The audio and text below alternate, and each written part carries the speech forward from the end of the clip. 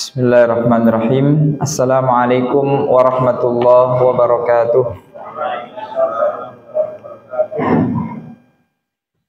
Innal hamdalillah nahmaduhu wa nasta'inuhu wa nastaghfiruh wa na'udzu billahi min shururi anfusina wa min sayyiati a'malina. May yahdihillahu fala mudilla lahu wa may yudlil fala hadiyalah. Asyhadu an la ilaha illallah wahdahu la syarika lah wa asyhadu anna Muhammadan abduhu wa rasuluh. Qala Allah Ta'ala fil Qur'anil Karim, a'udzu billahi minasyaitonir rajim. Ya ayyuhalladzina amanu ista'inu bis sabri was salah. Wa qala aidan yarfa'illahu alladhina amanu minkum walladhina utul ilma darajat wallahu bima ta'maluna khabir. Amma ba'du. Puji dan syukur marilah senantiasa kita panjatkan kepada Allah Subhanahu wa taala di pagi hari yang mendung ini. Kita diberikan kemudahan oleh Allah Subhanahu wa taala untuk mendatangi majelis ilmu, untuk bersama-sama meraih keutamaan-keutamaan yang besar yang di dalam majelis ilmu ini terdapat rahmat dari Allah dan kasih sayang, serta kita akan mendapatkan kemuliaan di sisi Allah Subhanahu wa taala. Seseorang yang senantiasa melazimi majelis ilmu, maka dia akan dimudahkan jalannya menuju surganya Allah Subhanahu wa taala, sebagaimana yang disabdakan oleh Rasulullah SAW, man salaka tariqan yaltamisu fihi ilman sahalallahu lahu bihi tariqan ilal jannah. Barang siapa yang menempuh satu jalan untuk menuntut ilmu, maka Allah akan mudahkan jalan dia menuju surga. Karena dia terus berupaya mencari kebenaran, dia terus mencari nasihat, mencari kebaikan-kebaikan. Karena dia tidak mungkin mempelajari Al-Quran, ya. Kalau kita mempelajari Al-Quran, mungkin kita bingung. Maka cara untuk mempelajari Al-Quran, cara untuk mempelajari hadis, cara mempelajari agama Islam ini tidak ada cara lain kecuali kita langsung mendatangi majelis-majelis ilmu. Syukur-syukur kalau kita ingin mengetahui suatu hukum, kemudian kita langsung bertanya, maka sesuai dengan apa yang kita inginkan. Tapi kalaulah kita mencukupkan diri untuk mendengarkan nasihat-nasihat dari Al-Quran dan hadis, maka sebetulnya itu sudah sangat-sangat cukup.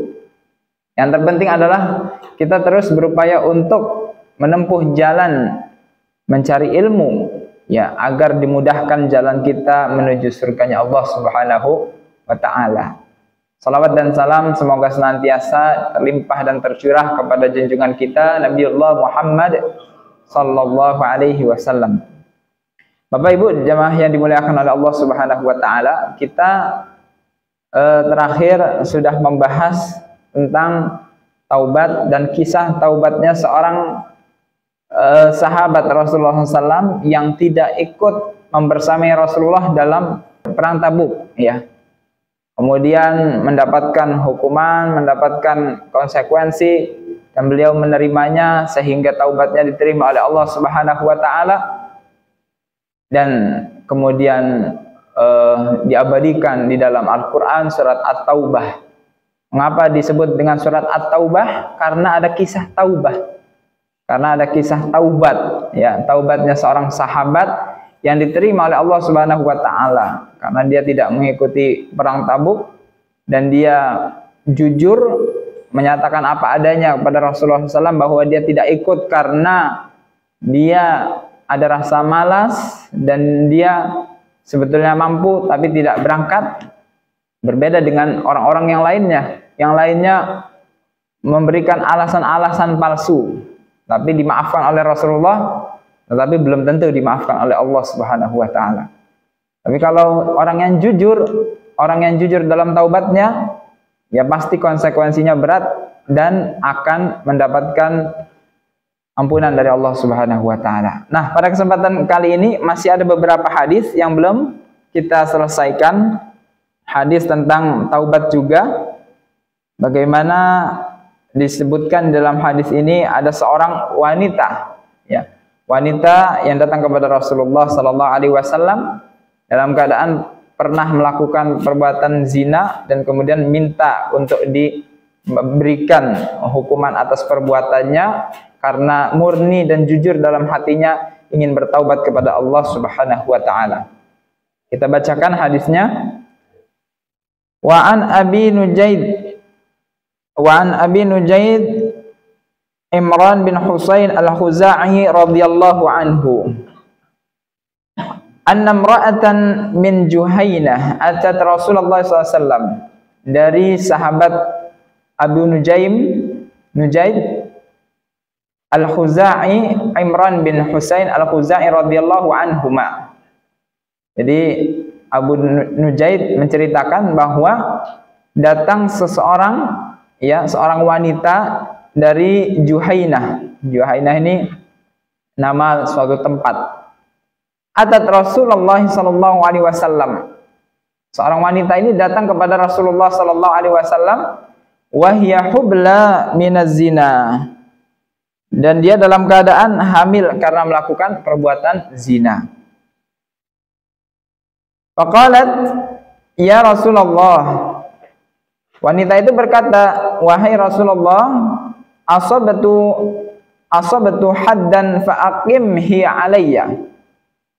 Ya Rasulullah, saya telah melakukan dosa besar, maka tegakkanlah hukuman atas saya. Pada'an Nabiullah sallallahu alaihi wasallam waliha faqala ahsin ilaiha fa idza wada'at fa'tini. Kemudian Rasulullah sallallahu alaihi wasallam memanggil walinya, kemudian berkata, berbuat baiklah kepadanya, dan apabila dia telah melahirkan maka bawalah kemari. Jadi datang seseorang wanita yang dalam keadaan hamil, mengandung, kemudian beliau mengaku, saya telah melakukan perbuatan zina. Lalu Rasulullah SAW tidak langsung, ya, karena wanita ini meminta untuk dihukum, ya, hukuman zina adalah dirajam. Nah, tapi Rasulullah tidak langsung memberikan hukuman, tapi Rasulullah memanggil walinya. Walinya, ya, wali si perempuan ini tidak tahu apakah ayahnya, apakah kakaknya, apakah pamannya, intinya walinya, wali yang bertanggung jawab terhadap perempuan ini. Kemudian dipanggil walinya, dan Rasulullah bersabda, berkata kepada walinya, berbuat baiklah kepadanya, dan apabila telah melahirkan maka bawalah kemari. Ya, tolong perlakukan wanita ini, kamu sebagai walinya tolong perlakukan dia sebaik-baiknya. Kemudian apabila dia telah melahirkan anaknya, barulah kemudian boleh kesini lagi. Akhirnya dia melaksanakan apa yang diperintahkan oleh Rasulullah sallallahu alaihi wasallam. Thumma amara Nabi sallallahu alaihi wasallam fashuddat 'alaiha thiyabuha thumma amara biha farujimat. Kemudian setelah selesai melahirkan, Nabi sallallahu alaihi wasallam memerintahkan para sahabat, ya, memerintahkan terutama kepada walinya untuk belan-belan, ya, untuk belan-belan pakaiannya diikatkan kepadanya. Kemudian Nabi memerintahkan dan wanita itu pun dirajam. Jadi setelah melahirkan, Kemudian wanita ini masih bersikukuh, masih tetap ingin agar mendapatkan hukuman atas perbuatan zinanya. Akhirnya setelah melahirkan, datanglah kepada Rasulullah SAW untuk dirajam. Kemudian Rasulullah SAW memerintahkan untuk diikat wanita itu. Kemudian wanita itu pun dirajam. Kemudian Nabi SAW setelah wanita ini meninggal dunia, ya, dirajam itu apa, Pak?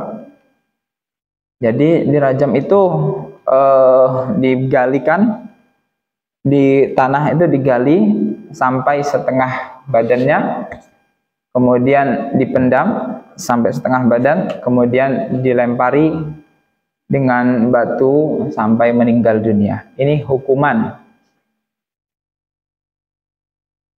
Memang terlihatnya kejam atau sadis, tapi prosesnya ketat sekali, Pak. Orang tidak semata-mata, makanya dari zaman dahulu sampai zaman sekarang bisa dihitung pakai jari orang yang dihukum dengan rajam. Karena apa?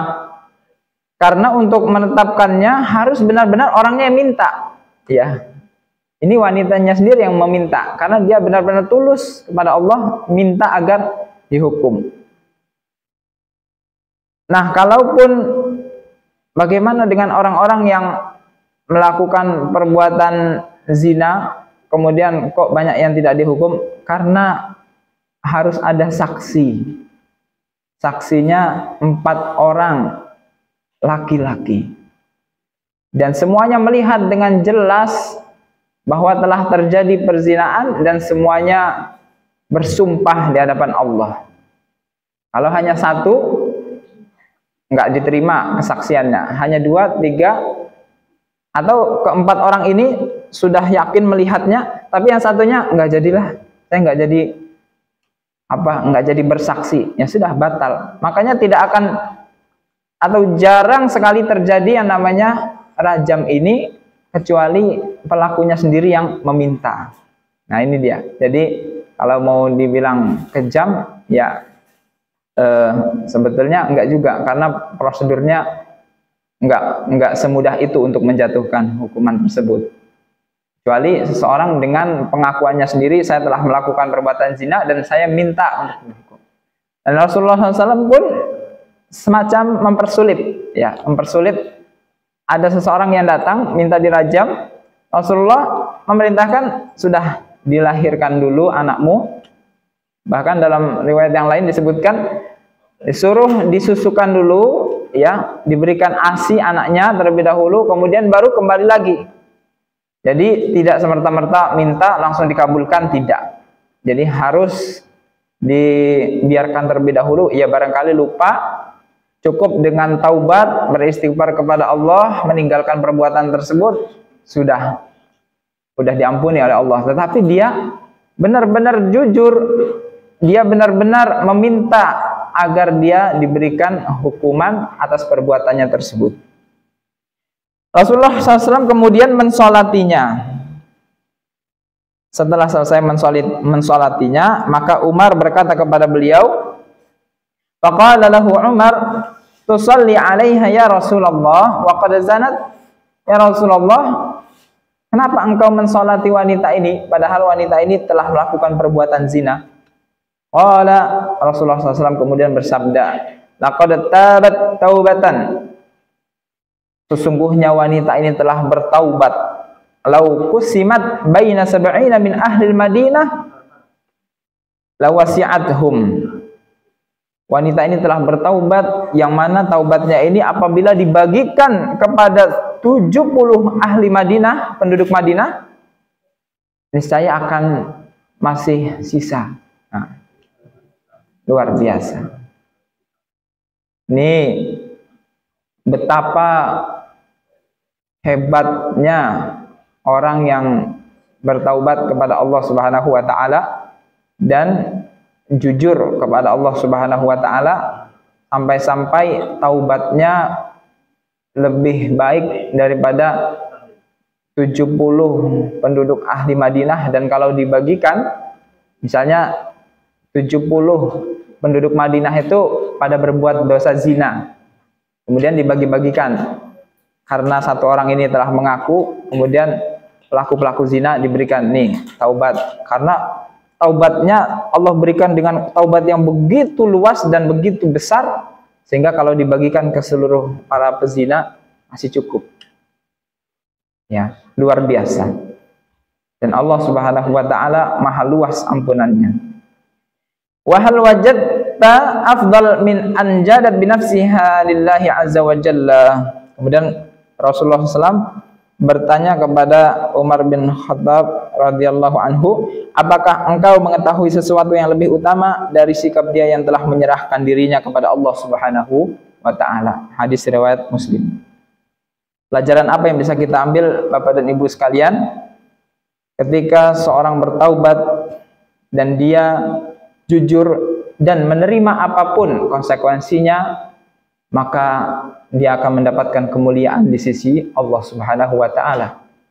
Sebagaimana kisah yang sebelumnya, Ka'ab bin Malik, beliau bertaubat tapi dia mendapatkan ujian terlebih dahulu, mendapatkan sesuatu yang berat.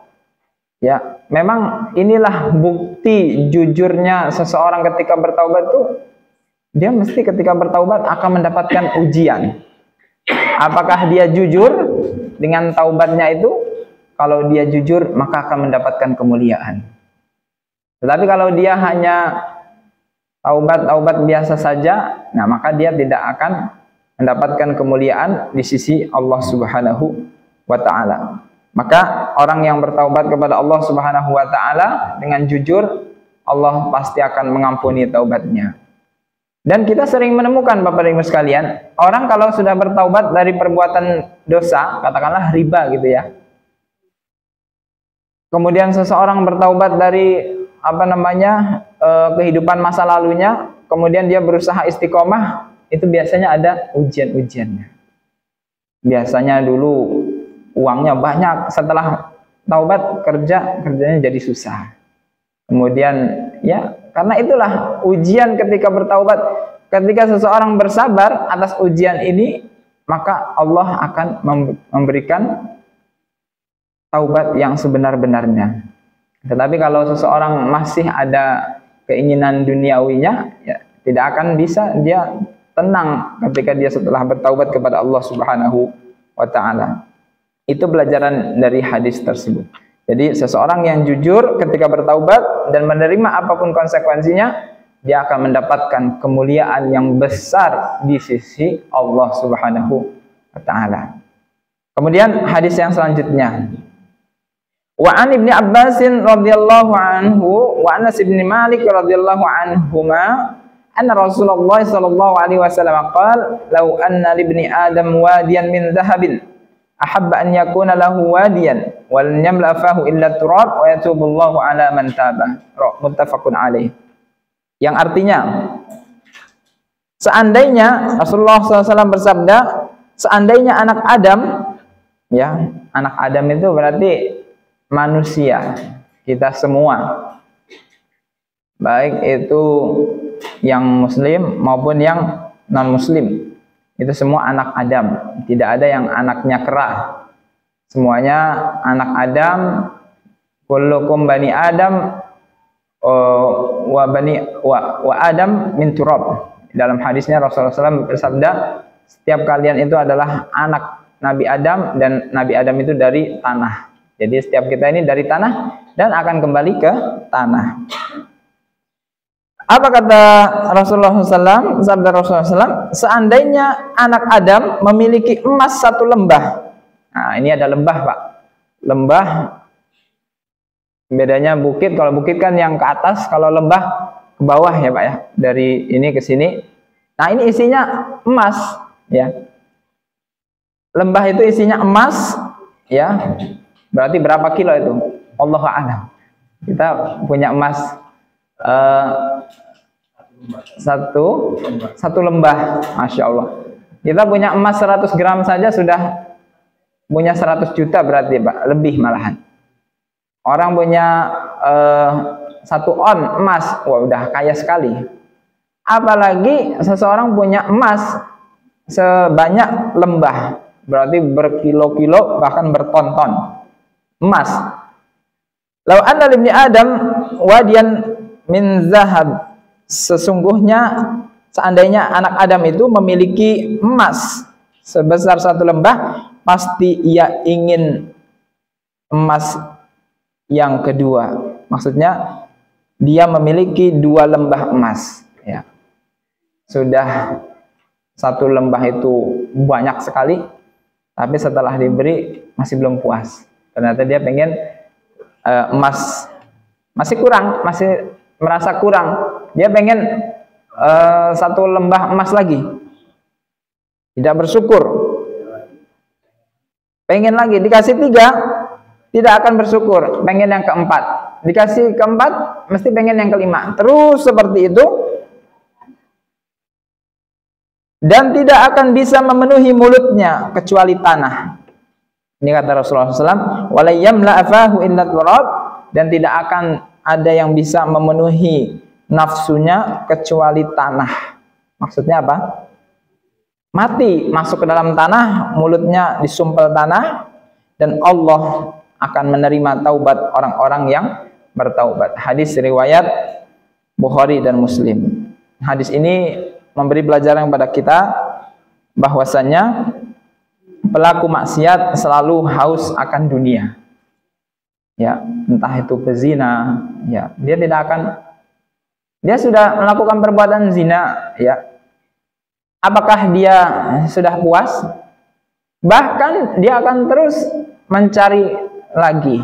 Ya, bahkan seseorang yang tidak menjaga pandangannya ketika melihat, ya, yang cantik, kemudian dia mendapatkannya, mesti suatu saat dia ingin yang lebih cantik lagi. Terus seperti itu dan tidak akan pernah puas. Itulah ahli dunia. Ya, tidak akan pernah puas. Orang sudah koruptor, nih, koruptor, dia telah mengkorupsi uang rakyat. Ya, pikir kita dengan dia korupsi 1 miliar selesai gitu ya. Ternyata belum puas juga. Dia akan naik lagi 2 miliar, 3 miliar, sampai 271 triliun. Ya, yang viral kemarin itu 271 triliun, itu mungkin satu kecamatan Sukabumi insya Allah kaya semua kalau dibagi-bagikan. Tapi ya itu tadi, orang tidak akan pernah puas dengan harta yang dia milikinya, ya, karena pada saat dia bermaksiat, dia tenggelam dalam dunia. Dan sebagaimana yang disabdakan dan dikatakan oleh para ulama, bahwasanya yang namanya dunia itu semakin diambil, semakin dikejar, semakin membuat seseorang haus. Seperti air laut, seseorang minum air laut, ya, dikiranya dia akan hilang dahaganya. Ternyata minum air laut malah tambah haus. Ya. Nah, inilah permisalan dunia ketika seseorang terjebak dalam dunia, pelaku perbuatan dosa ini sudah benar-benar tenggelam dengan perbuatan dosanya, maka tidak ada yang bisa menyelamatkannya kecuali bertaubat kepada Allah Subhanahu wa taala. Maka disebutkan dalam hadis ini, meskipun dia punya 1 lembah emas, nggak akan puas, pasti dia mau minta emas lagi. Dikasih 2 lembah emas, pasti dia akan minta 3 lembah emas, dan seterusnya. Dan Allah akan menerima taubat orang yang bertaubat. Maksudnya, dengan bertaubat itulah seorang akan diterima taubatnya, dan dengan taubat itulah akan menolong seseorang dari hausnya terhadap dunia. Dan saya pernah menyaksikan orang yang bermain dengan riba.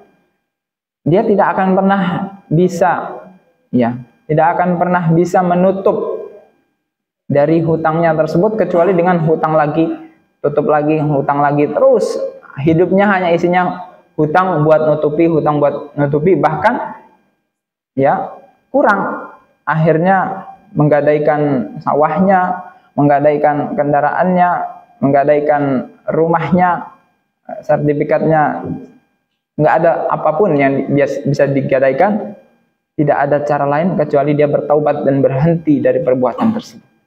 Setelah berhenti, apa yang terjadi? Ternyata semuanya menjadi baik. Semuanya membaik pelan-pelan, sedikit demi sedikit. Karena ternyata Bapak dan Ibu sekalian yang dirahmati oleh Allah, ketika seseorang itu ya melakukan riba yang menurut dia saya bisa untuk melunasinya, ini nanti untuk bisnis rumah makan, nanti prospek kedepannya bagus, nanti insya Allah bisa terlunasi. Ternyata anggapan dia salah.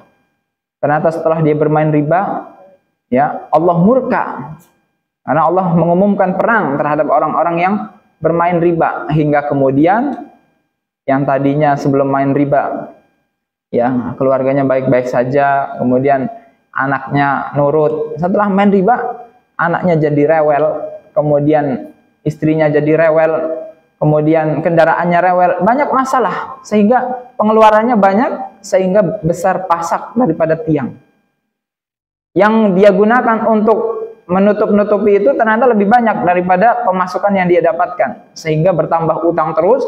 Kemudian dia menggadaikan sawah, masih kurang lagi, menggadaikan rumah, masih kurang lagi, tidak ada berhenti-berhentinya, hingga akhirnya dia harus memutus ya 100%, barulah dia kemudian akan diselamatkan oleh Allah Subhanahu wa taala. La tazlimuna wa la tuzlamun. Kalau seseorang bertaubat dari perbuatan riba, maka dia akan falakum ru'usu amwalikum, maka dia akan terselamatkan harta-hartanya. Ru'usu amwalikum itu harta-harta pentingnya akan terselamatkan. Rumahnya akan selamat, kemudian kendaraannya akan selamat, sawahnya akan selamat. La tazlimuna wa la tuzlamun. Dia tidak akan merugi dan tidak akan dirugikan. Nah, inilah janji Allah Subhanahu wa taala kepada orang-orang yang mau bertaubat, maka Allah akan membukakan jalan.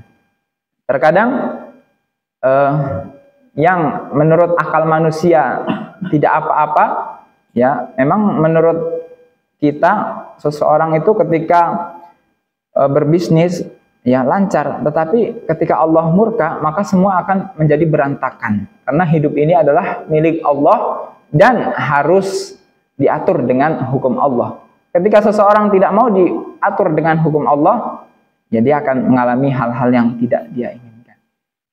Inilah makanya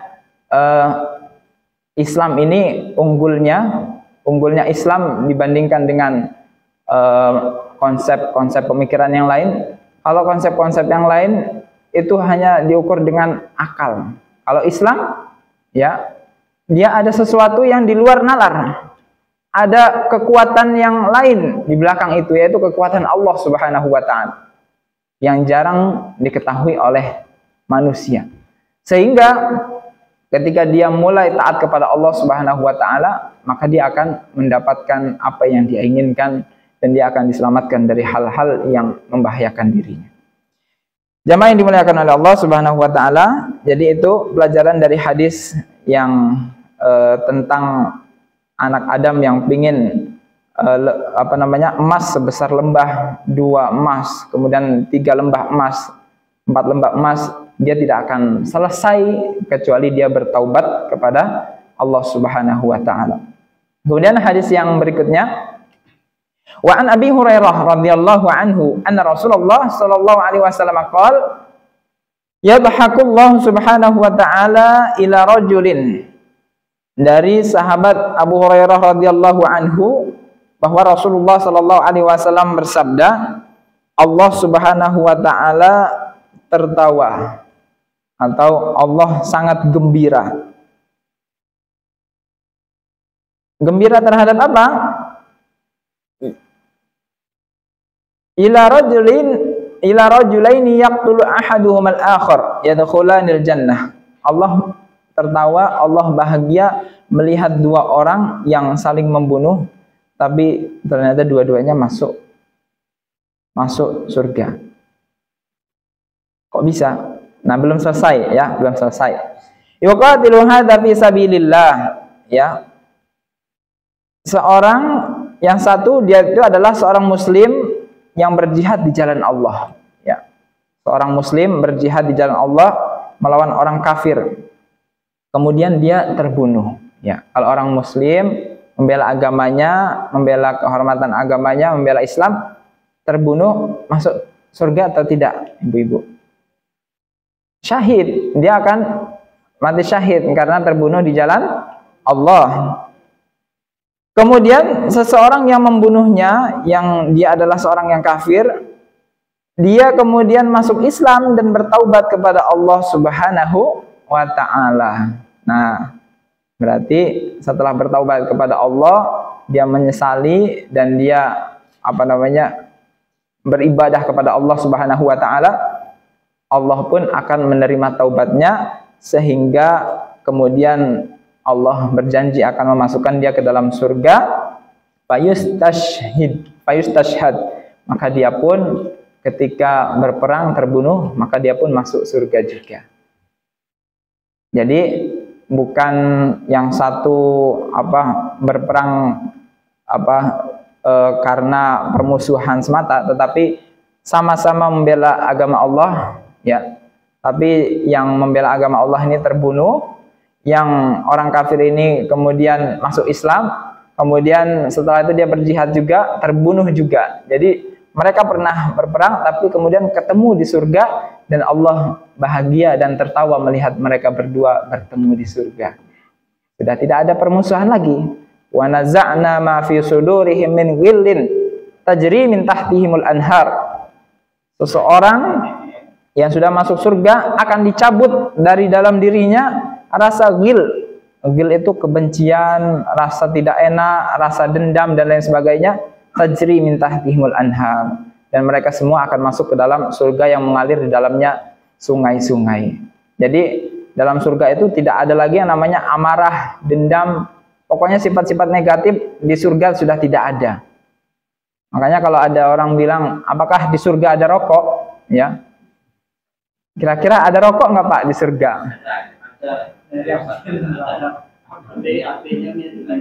Katanya apinya minta di neraka. Nah iya, tapi harus ada dalilnya Pak. Berbicara tentang surga itu, ketika kita menyatakan ada, nah berarti dalilnya apa? Kalau di dalam Al-Quran itu disebutkan semua yang wafiha ma tashtahihil anfus, semua yang diinginkan jiwa manusia akan ada di dalam surga itu. Tetapi apa yang diinginkan? Yang diinginkan itu adalah kebaikan-kebaikan pasti. Nah sekarang rokok itu kira-kira baik atau tidak? Bisa jadi, ya, bisa jadi rokoknya rokok yang sehat. Kan di dunia ini kan ada khamr ya Pak ya. Khamr kan haram, buruk. Tapi di surga ada khamr nggak? Ada khamr, tidak memabukkan. Nah di dunia ada rokok yang mematikan, membunuhmu ya, rokok membunuhmu. Ya kalau di surga rokoknya nggak akan membunuh kita, rokoknya sehat ya. Intinya kalau kita menginginkan rokok, rokoknya pun baik pasti, bukan rokok yang entah mematikan ya. Jadinya apapun yang diinginkan jiwa manusia di surga pasti akan datang. Tapi yang diinginkan adalah yang baik-baik. Tidak mungkin di surga saya pengen bikin dunia ya, karena anak-anak SD ini aneh-aneh. Ketika saya sebutkan bahwa semua yang kita inginkan ada di surga, kalau orang di dalam surga pengen jadi Tuhan bisa nggak? Nauzubillah min zalik. Sudah tidak ada lagi yang hal-hal negatif, hal-hal yang di luar kebaikan, di luar nalar itu tidak ada lagi. Semuanya adalah kebaikan di dalam surga. Tahiyyatuhum fiha salam. Ya, tahiyat atau salam mereka itu adalah salam terbaik. Ucapan-ucapan mereka itu zikir. Mereka tidak akan menyakiti, mereka tidak akan berpikir negatif, mereka tidak akan melihat hal yang semuanya adalah kebaikan-kebaikan. Karena orang yang masuk surga itu orang yang sudah lolos seleksi. Ya, yang di dunianya sering ngomong kasar, dicuci dulu di neraka, baru setelah bersih baru masuk ke dalam surga. Jadi orang yang masuk surga itu sudah lolos dari pikiran-pikiran yang sudah dibakar di dalam neraka itu. Jadi nggak ada yang namanya negatif di dalam surga. Semoga kita semua termasuk penghuni surga yang ya kita berusaha dan terus berdoa kepada Allah Subhanahu wa taala. Kita tidak akan masuk surga dengan amalan kita, kita akan masuk surga dengan rahmat dan kasih sayang Allah Subhanahu wa taala. Baik, kira-kira masih ada nggak ini waktunya? Masih ya. Nah, tentang pembahasan taubat kepada Allah Subhanahu wa taala dalam kitab ini sudah selesai ya. Harapannya kita bisa mengajak saudara-saudara kita, mungkin anak-anak Bapak dan Ibu sekalian atau kerabat siapapun yang masih membutuhkan dakwah, membutuhkan nasihat, marilah senantiasa kita doakan. Insya Allah kalau yang berada di sini insya Allah sudah berusaha bertaubat kepada Allah, mencari kebaikan, menghadiri majelis ilmu, kemudian istiqomah melaksanakan ibadah kepada Allah, ketaatan, sholat, ibadah-ibadah lainnya. Tetapi saudara-saudara kita yang di luar sana masih membutuhkan. Kita doakan semoga mereka semua mendapatkan ampunan Allah Subhanahu wa taala. Bisa jadi saat ini mereka belum berubah, ya. Bisa jadi mungkin setelah kita tiada, bisa jadi mereka akan berubah. Intinya adalah kita terus mendoakan semua orang-orang yang belum mendapatkan hidayah, semoga mereka semua mendapatkan hidayah. Orang yang beriman itu ketika melihat orang berbuat dosa, bukannya malah semangat untuk menghakimi, tetapi semangat, bahkan dalam hatinya ada kasihan, rasa kasihan. Kasihan sekali ya, dia masih melakukan perbuatan dosa. Gimana ya caranya? Apa perlu saya kasih hadiah ya? Gimana caranya biar dia itu bertaubat ya?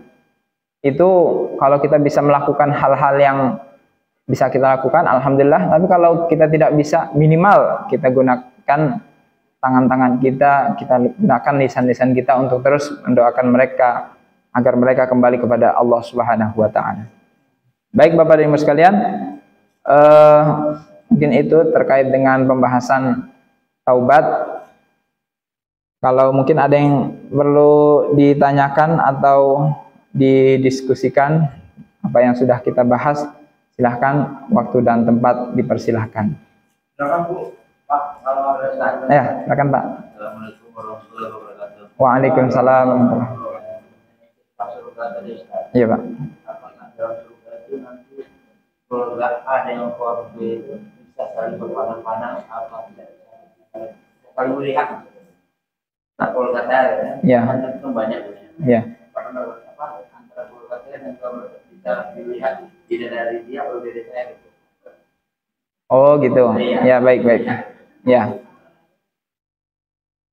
Kalau sampai sedetail itu saya belum tahu Pak dalilnya, karena secara umum penghuni surga itu nanti akan berkunjung antara penghuni surga yang satu dengan penghuni yang lainnya akan saling berkunjung. Kemudian mereka akan berkumpul di suatu tempat, kemudian mereka akan melihat Allah Subhanahu wa taala. Apakah dia bisa melihat bidadarinya temannya ataukah tidak? Wallahu a'lam bishawab. Yang terpenting adalah apapun yang terkait dengan keluarga pasti kita bisa bertemu ya.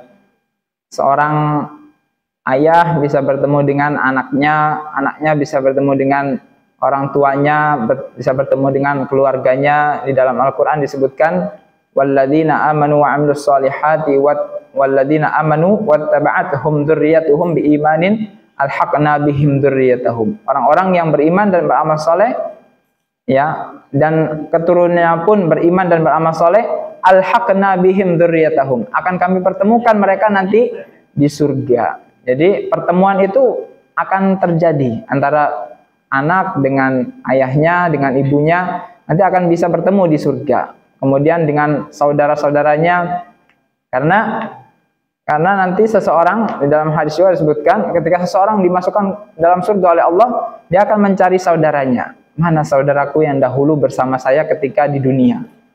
Dia akan mencarinya. Oh, ternyata berada di surga sebelahnya. Maka dia akan menuju ke sana. Ya, bisa berkunjung. Bisa. Ada yang lain tingkatan. Yang paling tinggi adalah para nabi dan rasul, Nabi Muhammad dan para nabi. Kemudian, apakah kita bisa bertemu dengan Nabi Muhammad? Kita berdoa kepada Allah, semoga kita bisa dipertemukan dengan Nabi Muhammad. Amin ya rabbal alamin. Lalu ada orang yang bilang seperti ini, nanti kalau saya boleh bertemu dengan Rasulullah, saya nggak mau balik ke tempat saya, katanya. Nah, ini luar biasa akalnya. Dia ingin bersama Rasulullah. Nah, kemudian di dalam surga dia akan mencari saudaranya. Apabila saudaranya itu masih di dalam neraka, maka dia meminta kepada Allah agar diselamatkan dari neraka. Makanya syafaat itu ada beberapa jenis syafaat. Di antaranya adalah syafaat menyelamatkan seseorang yang di dalam neraka untuk diselamatkan dari neraka. Setelah itu ada syafaat untuk memasukkan seseorang ke dalam surga. Jadi dari neraka dikeluarkan dulu. Kemudian setelah dia nganggur di tempat ini, dia minta agar diberi syafaat agar dia dimasukkan ke dalam surga. Kemudian ada juga syafaat untuk menaikkan derajat di surga. Jadi dari yang tingkatan yang paling bawah, dia bisa mendapatkan syafaat untuk bisa naik lagi ke surga yang atasnya. Tapi apakah bisa bertemu dengan Rasulullah? Wallahu a'lam bishawab. Intinya nanti seseorang akan mencari saudaranya, akan bertemu dengan saudaranya, akan bertemu dengan teman-temannya. Insya Allah nanti bisa reuni di surga. Amin ya rabbal alamin. Tapi yang terkait dengan apakah dia bisa melihat bidadari temannya atau tidak, nah itu di luar pembahasan. Ya, intinya setiap kita di surga akan berbahagia.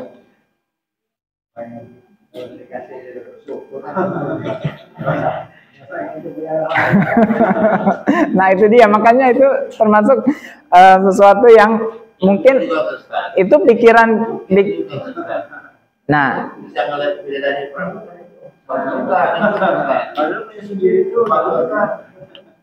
kalau kita di dunia kadang mikirnya masih seperti itu, Pak, tapi kalau di surga nggak bakal seperti itu terpikir lagi, sudah lupa karena seseorang betul. Nikmat yang kita nikmati itu udah nggak lagi mikir yang udah nggak bakal mikir. Bahkan seseorang pernah disiksa di neraka, kemudian dicelupkan dalam surga, dia lupa dulu pernah disiksa. Apakah engkau pernah disiksa? Apakah engkau pernah merasakan rasa sakit? Tidak pernah ya Allah. Jadi dia sudah lupa. Memorinya hilang. Dia di dalam surga itu hanya senang, nggak akan ada. Nggak akan ada rasa iri, penasaran, nggak akan ada. Gitu ya Pak ya. Ini ibu-ibu ini masih berhijab nggak di surga? Nah itu saya tidak tahu ya Pak ya. Intinya di surga itu bukan lagi tempat beramal, bukan syariat. Jadi tidak ada lagi sholat, tidak ada lagi yang namanya puasa, tidak ada lagi yang namanya wajib wajib kayak begini. Tidak ada hal-hal yang dibatas-batasi. Nanti di surga akan menikmati. Apakah seperti apa teknisnya itu hanya Allah yang tahu. Allahu a'lam bishawab.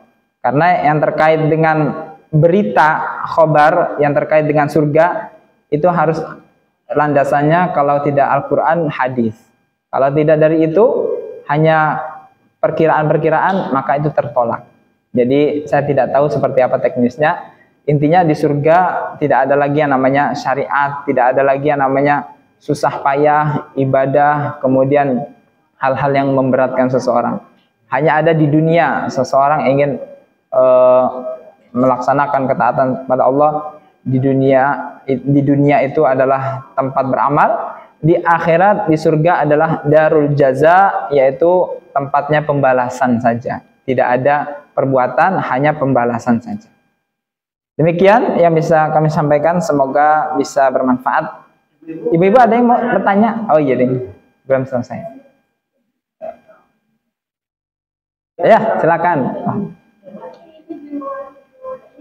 Boleh. Silakan.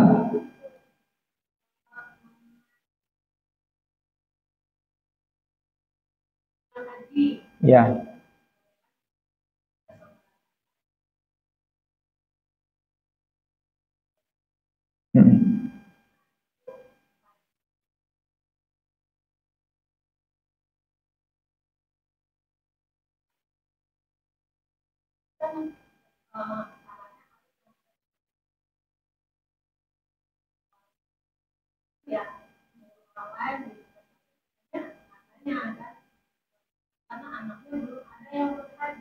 Hmm.